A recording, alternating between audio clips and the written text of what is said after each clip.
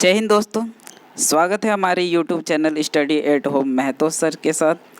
तो चलिए हम आज जो पढ़ने वाले हैं वो 10वीं क्लास सामाजिक विज्ञान, इसका जो पार्ट राजनीतिक विज्ञान का जो है सत्ता में साझेदारी वाला चैप्टर का वर्कशीट नंबर 15 करने वाले हैं। और जिसकी जो अंतिम तिथि है वो 8 अगस्त 2020 है। और हम जो आज पढ़ने वाले हैं कि जो सत्ता की साझेदारी है और इसमें किस तरह के जो क्वेश्चंस वर्कशीट में आए हुए हैं उनके हम आंसर करने वाले हैं। तो सबसे पहले हम इसका क्वेश्चन देख लेते हैं। और क्वेश्चन देखने से पहले यदि आप हमारे इस चैनल पर फर्स्ट टाइम विजिट कर रहे हैं तो प्लीज़ आप हमारे चैनल को सब्सक्राइब कर लीजिए और साथ ही बने बेल आइकन को भी प्रेस कर दीजिए। तो चलिए हम स्टार्ट करते हैं। सबसे पहला हम क्वेश्चन देख लेते हैं कि पहला क्वेश्चन क्या पूछा गया है इसमें। तो पहले कि सत्ता में साझेदारी का महत्व बताइए। सबसे पहले तो हमें ये पता होना चाहिए कि सत्ता में साझेदारी का क्या अर्थ होता है।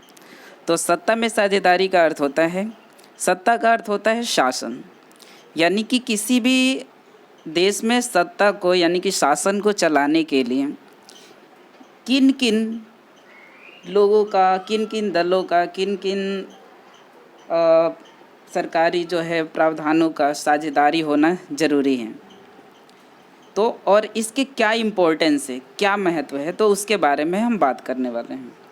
तो सत्ता में साझेदारी के लिए जिन चीज़ों का सबसे ज़्यादा महत्व होता है वो दो है।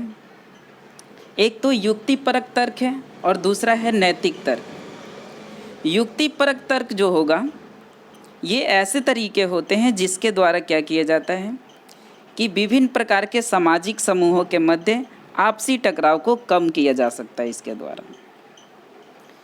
इसमें होता क्या है कि जैसे कि किसी भी देश में विभिन्न धर्म के लोग हों, विभिन्न भाषा के लोग हों, विभिन्न जाति के लोग हों, कोई अल्पसंख्यक हो, कोई बहुसंख्यक हो, तो उनके बीच में यदि कोई टकराव होता है तो उसे कम करने के लिए युक्तिपरक तर्क का इस्तेमाल किया जाता है।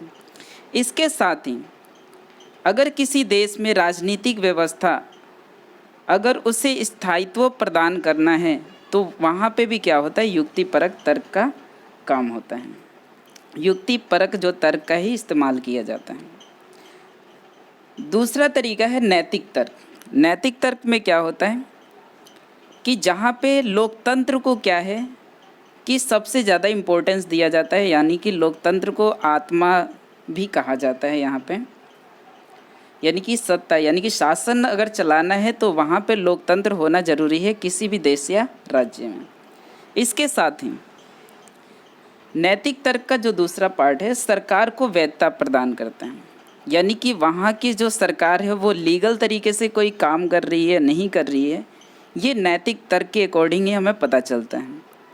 तो आई थिंक हमें समझ में आ गया होगा कि सत्ता की साझेदारी जो है उसका क्या महत्व है, यानी कि उसकी क्या आवश्यकता है, किस लिए इम्पोर्टेंस है, क्या किस लिए ज़रूरत है। तो ये समझ में आ गया होगा। सेकंड क्वेश्चन देख लेते हैं क्या पूछा गया है। सत्ता के ऊर्ध्वाधर वितरण की व्याख्या कीजिए। इसमें क्या होता है कि सत्ता में साझेदारी के स्वरूप जैसे हैं, 4 यहाँ पे स्वरूप दिया गया है। इन्हीं में से जो पहला है वो है सत्ता का ऊर्ध्वाधर वितरण। अब जो सत्ता में जो साझेदारी यानी कि जब शासन व्यवस्था चलाई जाती है मिलजुल करके चलाई जाती है, साझेदारी का अर्थ ही होता है मिलजुल करके चलाना, काम करना।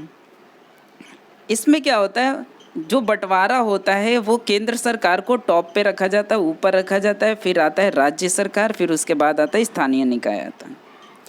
केंद्र सरकार को क्या किया जाता है, राज्य सरकार और स्थानीय सरकारों की कंपेयर में जो है केंद्र सरकार के पास अधिक शक्तियाँ होती हैं। उसी प्रकार स्थानीय निकाय यानी कि क्षेत्रीय जो सरकार होती है उससे जो है कंपेयर में राज्य सरकार को अधिक शक्ति प्रदान होती है। और लास्ट में आता है स्थानीय निकाय। तो ये था सत्ता का ऊर्ध्वाधर वितरण। तो आई थिंक ये जो सेकंड है ये भी क्वेश्चन समझ में आ गया होगा। अब हम थर्ड क्वेश्चन की बात कर लेते हैं।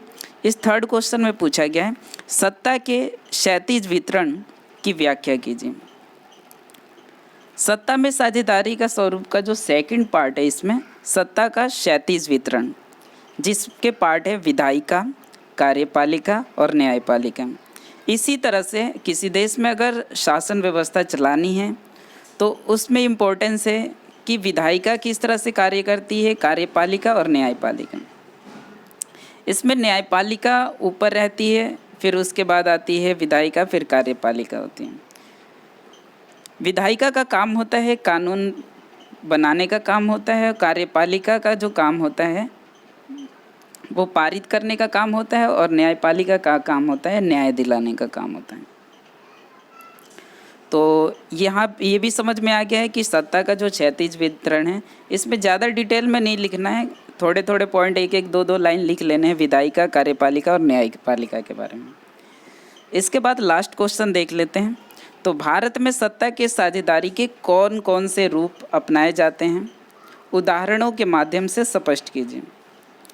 तो भारत में जो सत्ता की साझेदारी के अगर हम ये 4 पार्ट देख लेते हैं कि जो इसका स्वरूप है, पहला तो पता है कि हमारे यहाँ पे केंद्रीय सरकार होती है, राज्य सरकार भी होती है और स्थानीय सरकार, यानी कि सत्ता का ऊर्ध्वाधर वितरण, इसका तो इस्तेमाल किया जाता है। दूसरा आता है कि सत्ता का क्षैतिज वितरण, बिल्कुल सही बात है कि विधायिका, कार्यपालिका, न्यायपालिका, ये भी रूप देखने को मिलता है। थर्ड है सामाजिक समूह, मसलन भाषाई और धार्मिक समूहों के बीच सत्ता का वितरण। ऐसा कुछ नहीं है अपने देश में, हमारे देश में विभिन्न सामाजिक समूहों, दबाव समूह एवं राजनीतिक दलों के मध्य सत्ता का वितरण, तो ऐसा भी नहीं है। तो हमारे देश में जो है सत्ता में साझेदारी का यानी कि जो स्वरूप है वो है सत्ता का ऊर्ध्वाधर वितरण और सत्ता का क्षैतिज वितरण। ये दोनों प्रकार के जो है हमारे यहाँ पे स्वरूप है सत्ता चलाने के लिए। तो आई थिंक आपको ये वीडियो बहुत पसंद आई होगी। यदि आपको ये वीडियो पसंद आई है तो प्लीज़ इसे जो है लाइक कर दीजिएगा और साथ ही अपने दोस्तों में भी शेयर कर दीजिएगा ताकि वो भी अपना ये वर्कशीट कंप्लीट कर लें। और इसी तरह की वीडियो आप और भी पाना चाहते हैं तो प्लीज़ आप हमारे इस चैनल को सब्सक्राइब कर लीजिए। जब तक के लिए मिलते हैं नेक्स्ट वीडियो में, जब तक के लिए जय हिंद, जय भारत।